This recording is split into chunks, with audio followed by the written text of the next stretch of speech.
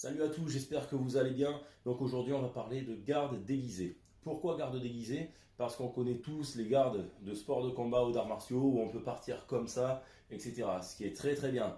Mais dans la rue, malheureusement, on est régi sous le code pénal aussi.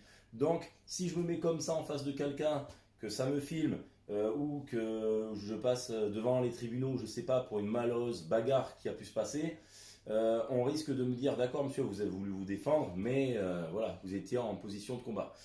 Donc ça risque pas de jouer en ma faveur. Donc il existe ces gardes déguisés là.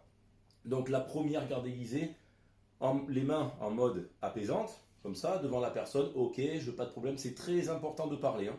Voilà, la gestion de conflit, la communication, c'est très important. Donc je suis ici, je lui demande de se calmer, etc.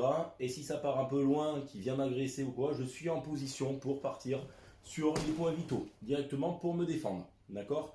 La deuxième garde, la garde menton. D'accord? La garde pensive, la garde du menton, comme vous voulez. Donc vous êtes comme ça, d'accord? Pensez à ne pas mettre la main en dessous, ça sera moins réactif pour vous défendre. Comme ça et comme ça. C'est-à-dire que là, on parle, on a tout protégé, la tête, les côtes, vous voyez.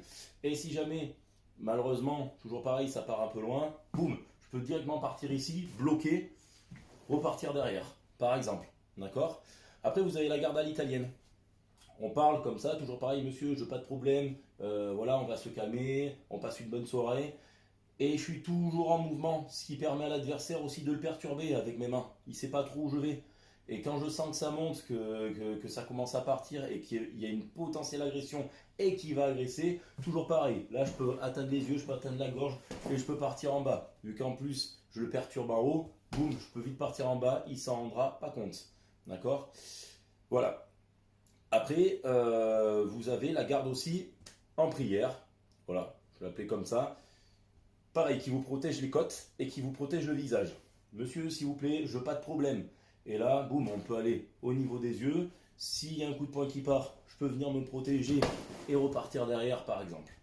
Voilà. Donc là, vous avez vu toutes les formes à peu près de garde aiguisée. Il y en a d'autres.